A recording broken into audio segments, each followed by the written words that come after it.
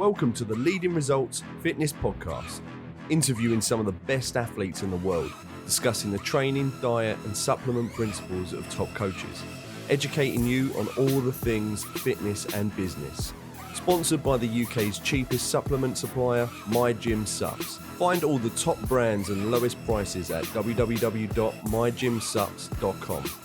Also sponsored by the only female subscription site, Pro Female Fitness, where you can find some of the UK's best athletes discussing their diets and training, with an interactive forum where you can ask any question and the athletes will get back to you.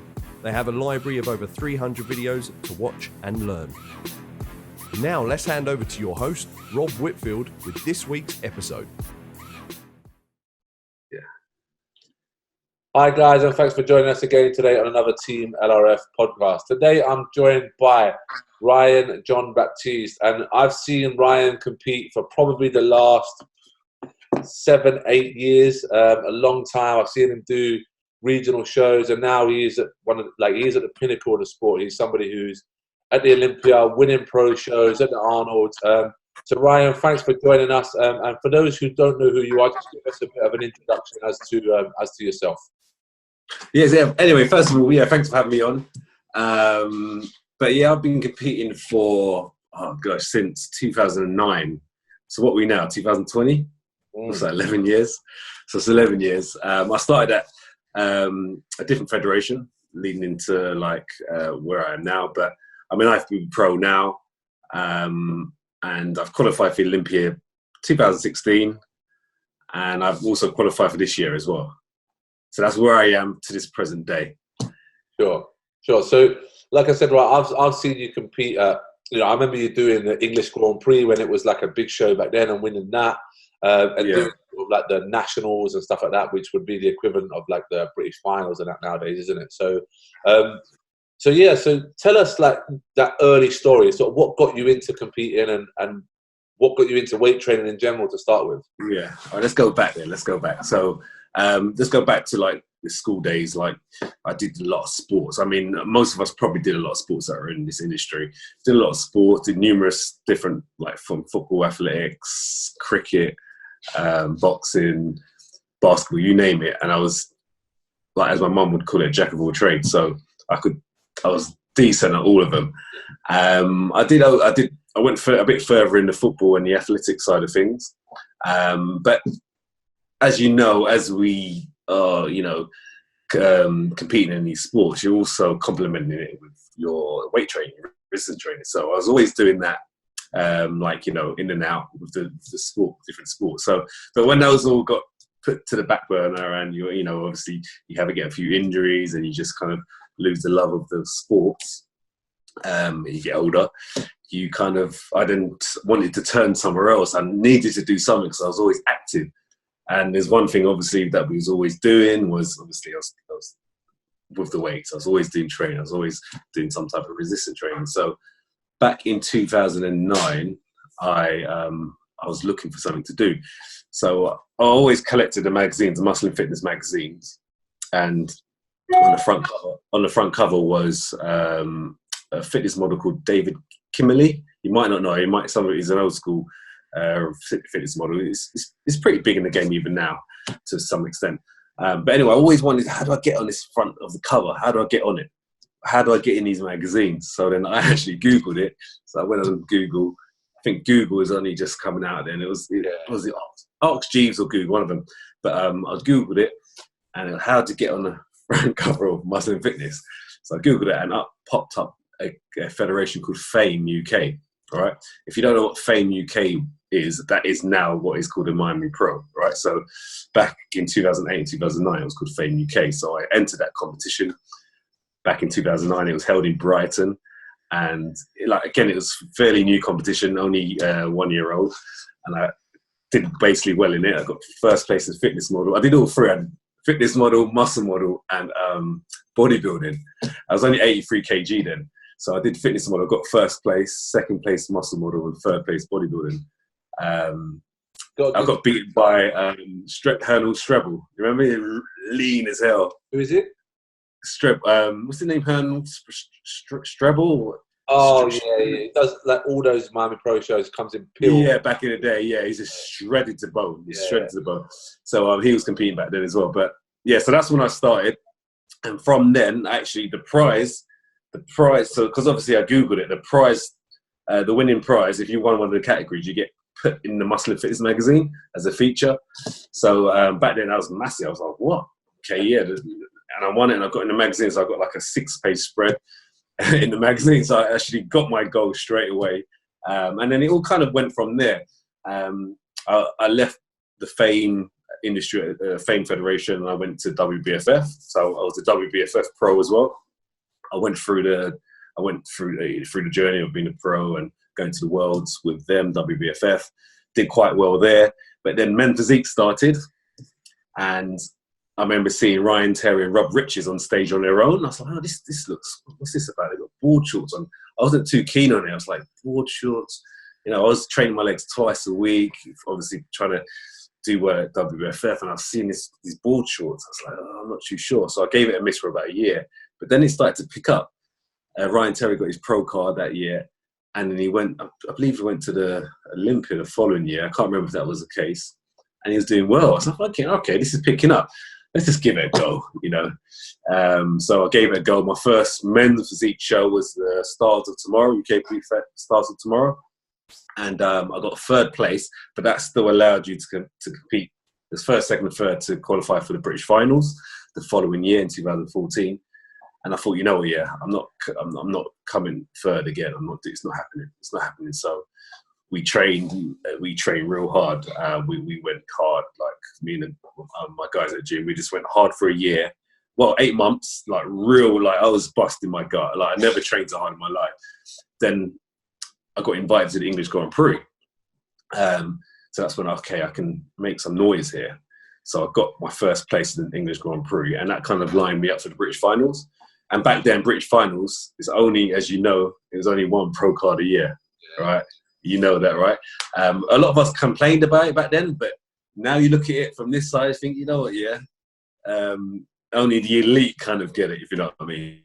But anyway, that's another kind of debate. But so I went to British finals. There was 140 men physique athletes on that day, 140 approximately, and there's like 4 categories. And I'm telling you, it was like 40, 50 on that stage. Yeah. You can't, I don't know how they even judged it, but they did take their time, like making sure they saw everyone. And only one person got it. You had to win your class. It was like 40, 50 in your class. And then you had to obviously win your overall. And only one person got it, and I got it back in 2014. I could not believe it. I didn't know, because only Ryan Terry got it, and then myself being the 2nd men's physique pro. I was like, whoa, I didn't know what to do. I mean, I remember I went out in Nottingham that night to celebrate. I was just standing there. I was like, I didn't even know what to do myself. But yeah, so since then, I've been competing on a pro stage. I mean, when you're amateur and pro, it's 2 different things. I mean, you have to start traveling. I mean, now obviously amateurs travel a lot more now, but you know, you have to kind of like, I think, I don't know, it's changed since when I was an amateur. It was more of a team thing, and then when I turned pro, it was like, well, I'm on my own. So I'm not sure now if it's changed, but there are still a lot of international shows for amateurs as well. So it's kind of the same thing, just on a different level. But what I did realise is when I did turn pro, told different kettle of fish, you know, you're going up against different level physiques. Like some people, some unbelievable genetics, you just got to kind of like try and fight against and work harder than them. I know, quickly to touch on genetics, I know people say, oh, he's got good genetics. No, you can still counteract some of good genetics if you really work hard. But you have to, like, obviously work really, really hard to kind of overcome them. But yeah, but so since then, I've qualified in 2016. And for Olympia, I won, I can't remember what show I won now, I won the San Marino Pro. And then I've had numerous shows. I didn't do too well, but it didn't discourage me really. I've got a, what do they call it when you got this place 16th? I can't remember what they call it, but basically just like anyone that plays 16 and beyond that is just place 16. So I've got a couple of those as well. There's ups and downs in competing. I've got a couple of those, but I always thought, you know what, let me go back to the drawing board and see what I need to work on. Sometimes my preps weren't like, I wasn't 100% focused on it either. So I knew that was the reason as well. We got other things going on, but when you hit the nail on it, when you hit a nice prep and you look good and you're fresh, you feel good. And then I've come back and I've got first, I've got seconds, and now I'm back to qualifying for Olympia. I got qualified in San Marino last year, December. And so it's obviously now just awaiting if the Olympia does go ahead or not. Sure. I know obviously now being a pro, I want to go rewind to those amateur days, because those amateur days where you were in 2014, like those lineups were stacked as well. Like they had you, Romain, Wale, all these guys, pros. Yeah. Well. Yeah, some great physiques. I mean, like at the time you don't really realize it, but those physiques are outstanding still now, like amongst, obviously now it's quite populated, but even those physiques now are still quite, still up there. So yeah, it was definitely tough back then, especially when only one person could get it. And I would always say though, like there was, the negative of only giving one pro card, there was still a lot of physiques that were still amateur, good physiques that were still amateur. So they had to wait another year. So yeah, that was negative of it. Obviously, got some positives from it now, and obviously there's still negatives with it now. But back then, even now, those physiques could still handle themselves for the amateurs now. Yeah, sure. So that journey of yours, right? In reality, you started competing in 2009, and you got to the Olympia 2016. So that's 7 years of in grinding away day in, day out before you reach the pinnacle. And obviously you got your invite to the Arnold's this year as well, 2019, which is again one of the big shows. When you're growing up, you think, I always want to do the Arnold's. And yeah, definitely. But this year the Arnold's experience was a bit different. There was no spectators. How did you find that? How, because obviously you the whole way through. Yeah, so if I just go back to the beginning of the Arnold prep, I did 3 shows at the end of 2019, and I obviously got my qualification. I mean, I felt okay. Like after, I thought, I'm going to do March, I'm going to do Arnold. But I just think it was too much for me in terms of like my body. But I think my body was more tired than anything. But anyway, so did my prep, headed out to Arnold's, Ohio, and then there was this, is it going to go ahead? If it's not going to go ahead, obviously my mind's just set, right, I'm going to get on stage. Whatever happens, I'm planning to get on stage. To be honest, fans or no fans, or whatever, crowd or no crowd, it doesn't really bother me, to be honest. I know it's all about the judges in the end of the day. The judges are marking you, so I'm trying to still stay at my best. It wasn't my best anyway, I know that for sure. I remember doing the check-in the night before and in the morning, just not happy with it, It's just so my main aim was to just get the best pump ever backstage, which I didn't even get to do either because they were rushing you so much backstage. Just sometimes you get people backstage that are just on you, like, come on, you got to come here, come on. You just don't get time to pump up. But being more experienced, I should have maybe just got to the pump up area a little bit earlier. But sometimes your preps don't go as planned. They don't go as planned, even though you've done this. You could have done the same prep as your last prep. Doesn't matter. Yeah, your body sometimes just doesn't want to kind of cooperate.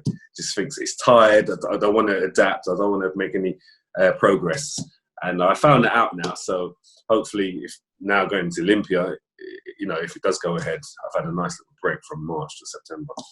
Sure. So I've seen your ups and downs, or I've seen you come first, and obviously the show. Last. Yeah.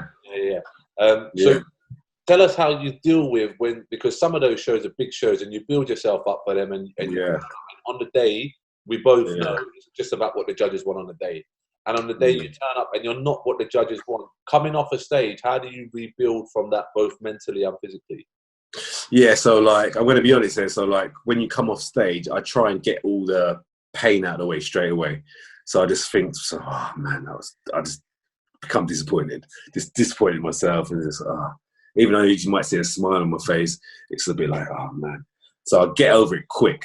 I make sure I get over it real quick, and then I then start looking at, okay, what went wrong.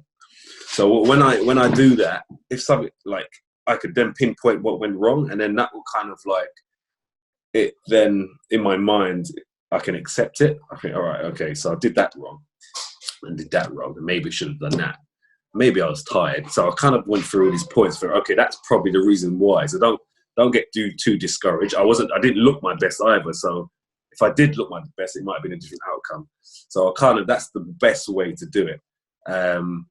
If you thought you looked outstanding and you was your best, sometimes that still might not be the best because the other competitors are just on another level. But then that's when you look to yourself and think, okay, they deserve to win. Let's now, try and get closer to them. Don't be discouraged by it. Just go again. And as well, the judges, sometimes the judges might their plane of thought, their thought process might be slightly different on another day. So they're all human in the end of the day. So they might think, oh, today I like this one. They don't know it themselves, but their process think, oh, I like that physique. Another day they might think, oh, I like that.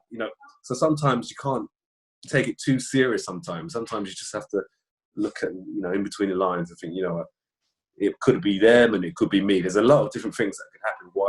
Why you got second or first in one show and you got second call out in the next show. There's so many different variables, different judging panel, different. You got to remember these judges come from different backgrounds as well. They like different things, so you got to look at it that way as well. So there's so many different things to look at. You can't just blame yourself. You have to look at why and think about the reasonings behind that. Yeah. And the last two showings last year were really good in Romania. And then those were the last two shows, weren't they, last year? So I did Romania first. I went to Japan. Yep. And then I did San Marino. Yeah. Sure. Yeah. I saw the Romania show. I saw the... Yeah. All different preps. I did it all differently. Every three of them are completely different. Literally, so San Marino, I just got as much shredded as possible. Yeah.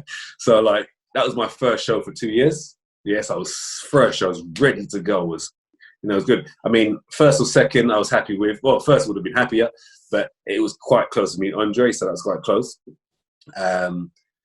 Japan was 2 or 3 weeks later. I think it was 2 weeks later. So I kind of kept conditioning. I was actually getting sharper and sharper, but I decided to carb up big time for that one. I literally carved up big time.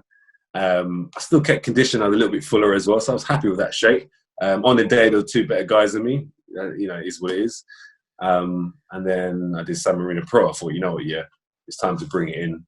So I didn't carb up for that one. So I kind of just went proper carb depleted and had a little bit of carbs in the day. And I actually brought some McDonald's backstage, or ate, literally. I left my wallet, left my phone backstage, and then ate my back to McDonald's. But anyway, so I was going to carb up a little bit more. It didn't happen. And the thing is, when you carb up late as well, it probably has no effect anyway. But it's just that feeling you have inside and the sodium levels. But and I ended up winning that show. So I look at it and I kind of analyze it, and I say to myself, it's just down to what you look like, and the best way to get to that look at that moment in time. So that's all I say to people, clients, your clients, or you must say to them, there's no certain way. It's just how you are in a day. Some clients say to me, what am I going to be doing next week or peak week? I don't know. I just don't know. I have to wait and see. That's why we check in every day leading in. And it's the same with my own physique, how I analyze it. I think, I don't know. You just got to go with it and see how, because my body was fatigued my last time. I was tired, so maybe I should have approached it differently. But yeah, you live and learn. Literally every show is a different experience. Sure. Yeah. So as I was saying, that those last 2 shows, when I saw you compete, was probably your 2 best looks that I've seen. You were bigger. Romania, right? So you're in Romania. Yeah, I saw you at Romania, and then again in San Marino. You there? Was you San Marino? I saw the pictures of San Marino and San Marino. Right, yeah. You was there in Romania, right? There in Romania, yeah. How did I look? Yeah, on stage. The look on stage I thought was really good. And again, Andre and I from the UK, showing the is coming through really, really well. But that showing, when I saw you in Romania, is the biggest and fullest I've seen you look on stage. Right. Yeah. What did you weigh in Romania? Do you remember what you weighed? Romania, I was 98 or just under 98 kg on stage. Yeah. Oh, yeah. What do you remember what you were when you first started competing? Like 83, you say? Yeah, 81 or 82 kg. Yeah. So it's a big difference now. So that's a really so it's about a kg. It's about just over a kg a year. Yeah, no, super. Yeah. One of the questions was about your training intensity and the way that you train. Has that changed over the years? It has, yeah. So I would say the first 5 years were a little bit different to my last whatever years different. Say the last 6 years. So I changed it in like when I started training with people. The intensity went up. So I was doing more supersets and my volume went up as well. So in terms of reps, so like I was doing between 12 and 20 reps, averaging on 15 reps. People think, oh, that's light, but it was still going quite heavy. So it was still going really heavy, but like sometimes having to rest on 12 and like doing a pause and going again. So it was still quite heavy, even though I was doing 15 reps. And I found that my body really did adapt to that, and it progressed, especially when I got third, like I mentioned earlier, in UKBFF qualifier, and then I came first to the British finals. I really stepped up and we really ramped up the training. But then after, like say now, as I'm now, I feel I need to change it again because I just feel that my body's now I'm 36 now, so I think my body now needs another bit of stimulus. So I'm now looking at slightly changing it and a little bit more heavier. I know 36 is still young, really, so I'm going a little bit heavier. So like 2 or 3 sets heavy, and then going back to my volume for like a set or 4 sets, whatever. But so I'm looking to kind of mix out. I think I need a little bit more. I need to push my body, just go a little bit heavier, but still as well keeping some volume in there as well, just to get the best of both worlds. Otherwise, I just feel that I'm just plateauing now, you know. Yeah. Sure. Yeah. And you've competed against the best, right? You've competed against, Andre Ferguson, Ray Edmonds. Yeah. What do you think sets those guys apart from the pack? Because those two in particular have sort of been pushing for the last couple of years, first and second. What do you think sets them away from the pack? I keep answering myself that question as well. Well, they're pretty like when you see them lean, they've got nice round muscles. So that tells me when they're off season, if they went proper off season, they would blow up quite big. So I just think in general they've got a lot more muscle to play with. Yeah. Even with me, I think they still got a bit more muscle. And as you know, like there's fine, small bits different of muscle to like added, like I don't know, even if it's like 0.5 kg, of muscle more is a big difference on a frame. So I think they've got a little bit more muscle, and they're shorter as well. They're slightly shorter. You talk about Raymond's obviously tall, so he's got a lot of muscle. But in terms of Andre Ferguson and say Brandon, they're shorter and they're just got more muscle. So when you're short and got more muscle, there's no way you can't be rounder. So they're a little bit more rounder. Obviously, they've got good frame and genetics, especially Andre Ferguson. His abs, obviously with men's physique, there's a little bit of focus on the abs as well. His are very symmetrical, like Ryan Terry's. So they get that added bonus as well. So I just think they're a little bit more muscle they've got, and they don't get like silly shredded either. They don't get really silly shredded. They're just like, their physique is perfect for men's physique. They just got that nice balance, and they train hard. So someone that's got good genetics and train hard, they're quite hard to beat. You got to kind of find them on an off day. They all seem very tight-knit. Like they're all pals outside of it as well. Yeah. When you go backstage, right, at the Olympia, at the Arnold, is there like a feeling of like, these are the guys over here? Like I've managed to speak to both of them, and they're both really sound. Yeah, they're cool. Yeah. But is there like their group and then the others, or is it all sort of interlinked? No, I think men's physique is all right. People are quite. I mean, they have got their little the little group of 3 or 4, but they're still quite open to chatting to anyone else. I mean, if you've got your boys, you're gonna naturally kind of be talking to them, but they still kind of actually motivate us. I've seen Andre Ferguson motivate other guys, like, come on, let's do this, let's do that. He tries to help out as well. So But in the end of the day, we're all there to compete against each other backstage. So there's this obviously certain boundary that we all kind of have anyway, naturally. But they're all quite sound and, you know, quite supportive with other guys and like help. I've seen them help other guys as well. You know, so it's quite, especially at the Arnolds, I can see certain things like I can see why they're up there and what they are putting into the sport. And especially with the help and the support of other athletes as well. Sure, super. And what about, like, is there a rift between like the bodybuilders and the men's physique guys? Because obviously both of those guys have been controversial in the past between arguing with stuff. What is it like at the elite level when people are, when obviously emotions are running high because this is your career, this is your paycheck, you know, is there some emotions and some sort of friction backstage there? I don't see that, like when everyone's face to face, you don't see any friction. I think everyone just kind of like just leaves it for social media. But I think deep down there is, because especially at the top, because with money, with like the money that they're earning compared to the bodybuilders, and bodybuilders saying, you know, we're the big category, we're the proper category in men's physique, and we're the up and coming. So there's always a conflict, but that's competition. That's how it should be, I believe, you know. And sometimes a little bit of controversial kind of builds the bodybuilding industry as well.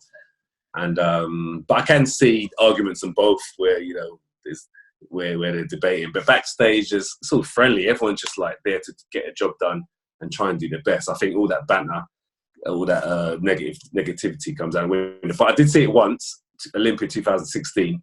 Logan Franklin, and he was arguing with someone. They're going to fight. They were actually going to fight.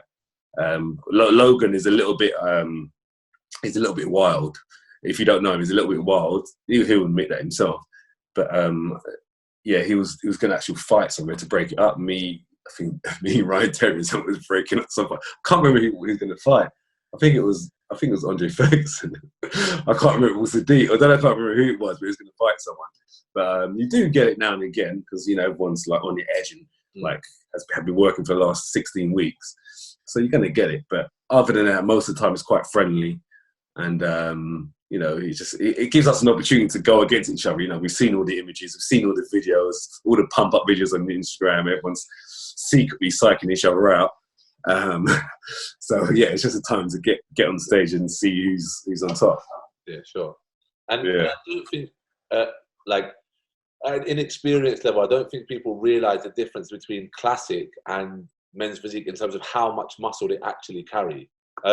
So in terms of yourself, right, obviously people will always throw out, I've seen it, people throw out to you should do classic, da-da-da-da-da. Yeah.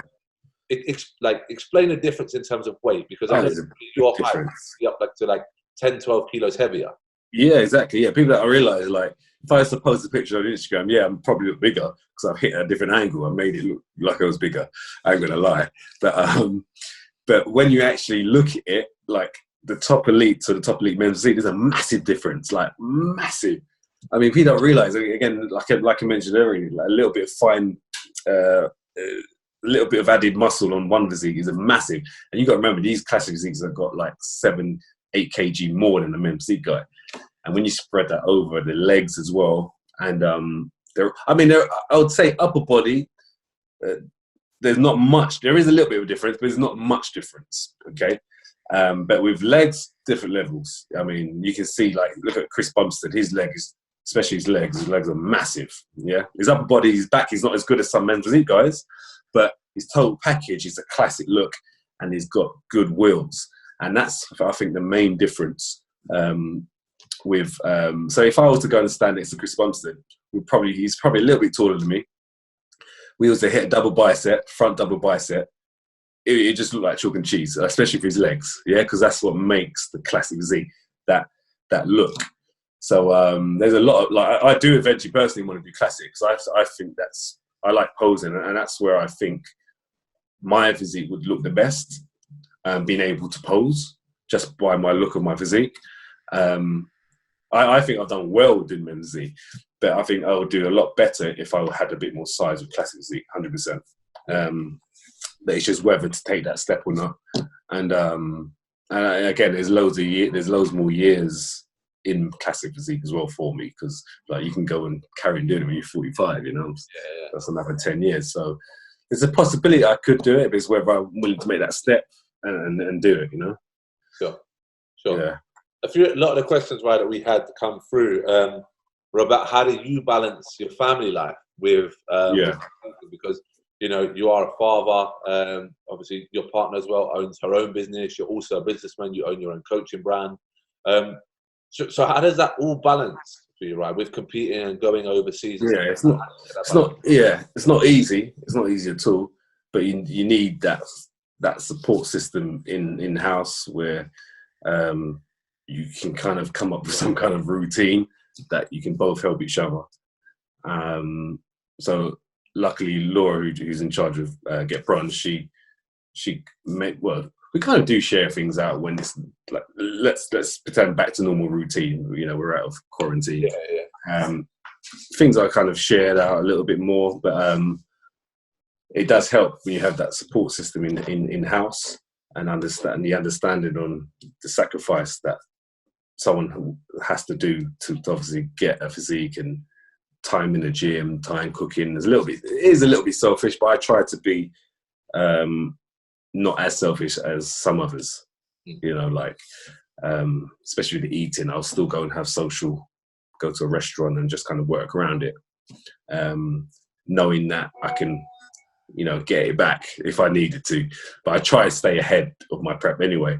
But so it's all about balancing the things of, right, if I do that, is that a little bit too selfish? And if I do that, you know, think about it. Think about what you're doing. Try not to be too selfish, because if you are, you probably you'll lose the people that will support you, and you know it makes the prep even harder in the long run. So and I've been doing it for a long time now, so I kind of know how to manage it. I've seen a lot of people get, I think, a little bit too overboard with it, and it's come to fruition where they've done the sport for maybe a year or 2 years and out, because they've gone too much. They've gone like too deep and haven't been able to manage it, and like made it affect them mentally, and then they've disappeared.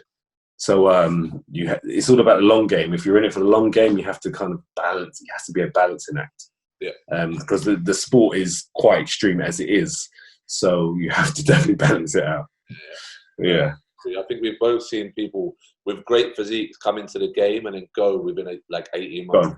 Gone. Because like when you think about it, competing doesn't make you rich or anything. It doesn't do anything to that. You have to love it. You can't, you know, even like only a small number of bodybuilders actually can compete and make a living out of it, just competing. And that's Mr. Olympia. Basically, just from bodybuilding alone. It's the other stuff outside of it that, you know, that you can try and complement it with. And that's what you have to do. Bodybuilding should only be just for enjoyment, and then you can kind of inspire others and work from there. But that's the best way to do it. I don't think you can go, I'm going to go and win prize money. I wanted this. And if you just do it for prize money, you're on the wrong thing.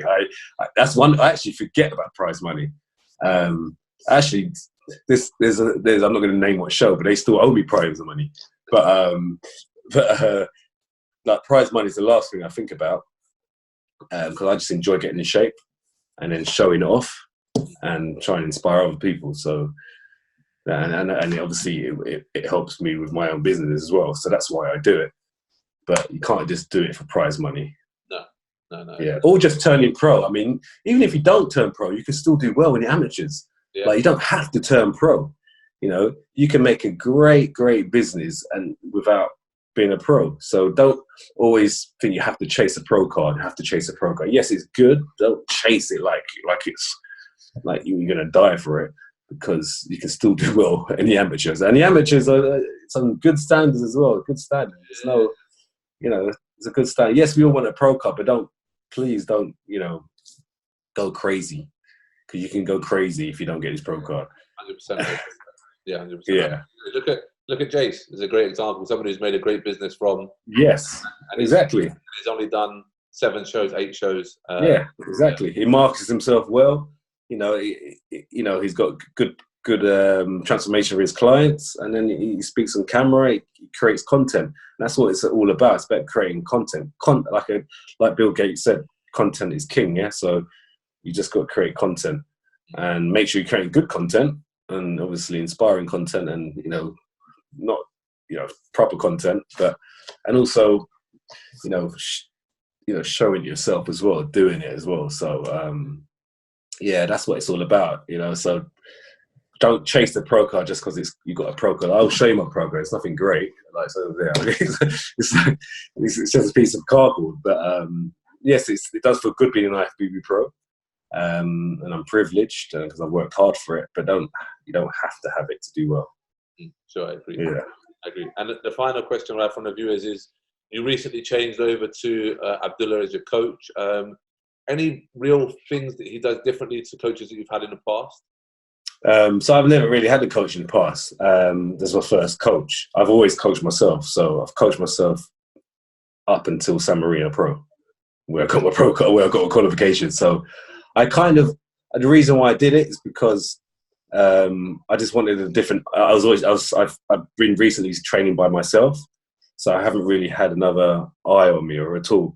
So I thought it's good just to have another eye on me with a little bit of experience, and just so like, Ryan, you can do this, you can do that, because I've been training myself and prepping myself for forever, since 2009, and I've learned a lot of things from my own body.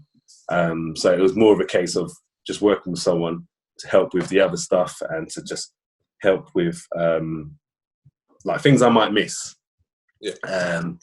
Things I might miss because my mind's in a different mindset. So it does help in a way. And so sometimes just to confirm things, like if I think, I think I should do this, it'll confirm it and say, yeah, that's good, do this, do that. And that's the only reason why I've decided to have a coach, just for the support. But I think I've done pretty well with myself, coaching myself anyway. But there's nothing wrong with coaching yourself either.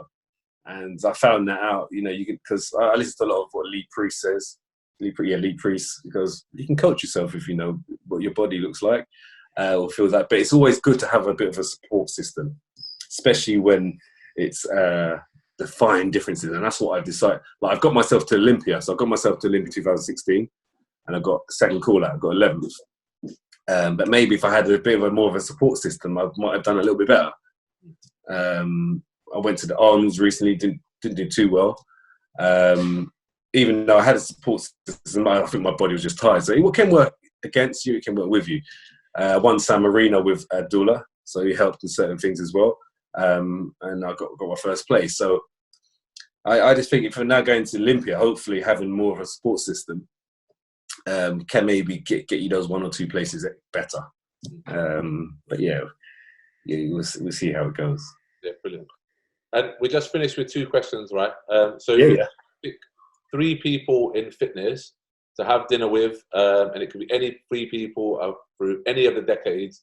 You're only allowed 3 people to have dinner with in fitness. Who would it be? In fitness. So I think I would Ronnie Coleman. Yeah, because he seems like he just says it how it is, and he's a legend. I'm gonna have to go with Arnold because he's just a character. And let's have another thing. At the moment, it's all bodybuilders. I think one more, just for his physique, and because actually it's a tie between these 2. Go on. I think Dorian Yates. Yeah. Just for his passion and just to get a little bit of motivation from him. Yeah. And his mindset. What's that? Who was the other one you were thinking of? I was going to say Flex Wheeler. Yeah. His physique was good, but I'm not sure how he is as a motivational person. But for me, it's about getting in someone's mind and learning from them. And I think Dorian Yates has got that unbelievable mindset of training really hard because he wasn't genetically great, but he worked hard. Yeah, he grafted. He grafted. If he didn't graft, he wouldn't be nowhere near where he was. No. Yeah. And then the final one, right, because we're in lockdown and Rona. Give me 3 films or 3 series for people to watch during this period of time. See, I haven't really been one to watch the series, but the Michael Jordan, The Last Stand. Yeah, that's wicked. Yeah, so I'm on episode 2 on that, or 3. That one. What else is there? Films. Or I like watching just like army stuff, and like I'm quite interested in like World War II and stuff like that. But there's a World War II documentary on Netflix as well. You seen that? Is that the real? Is that the? Well, what's that about? World War II in color. That's what it is. Yeah, I've seen that. Yeah, I saw it. I saw it when it came out first. Yeah. So I'm quite interested in that stuff. It's real stuff. It's real. But I can't think of anything else. But even I tell you what, if you want a little bit of motivation in training at home, especially, is watch the CrossFit game. All the different ones. So many different ones on there. Watch them. They're very motivational. Even though you're not into CrossFit, I'm not into CrossFit either. But it does give you motivation within your own sport. The way they train hard and the physical demand they put on their body, and it does 100% help. Yeah, I think that's very, very much the same with the Michael Jordan thing. You know, I'm I've never watched the basketball. No, nor mine. Yeah. I just like it's just his sacrifice he has to make. Yeah, and that's where that's where you'll benefit from it. Yeah, no, I've been watching it. I'm because they're coming out 2 a week, ain't they? And I'm up to the latest one that they come out, which is I think like episode 6 or something. But it's not all there at once. No, man, you gotta wait. Oh. Yeah. But is it? Oh, right. I didn't know that.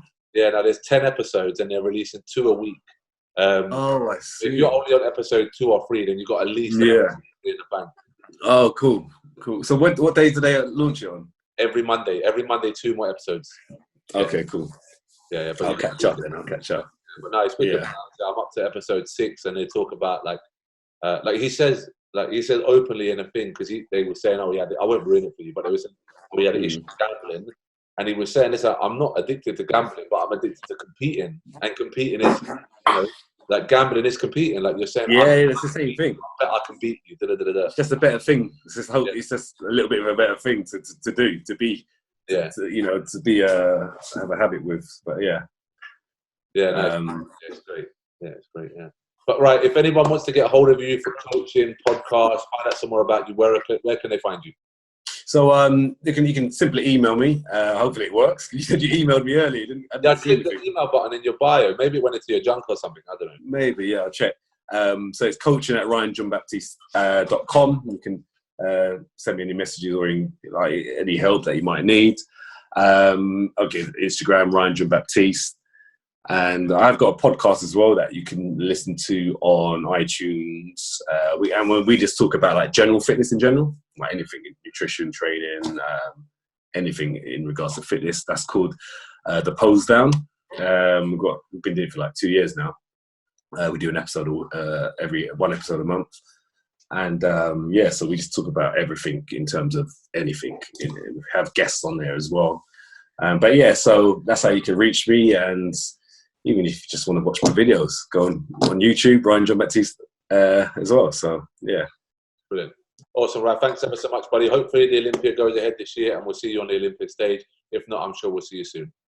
Yes, thanks for having me on. Cheers, mate. Take care. Nice one. Thanks for joining us, and make sure you subscribe. Until next time, check out all the athletes' updates on Pro Female Fitness, and for all your supplement needs, head over to www.mygymsups.com.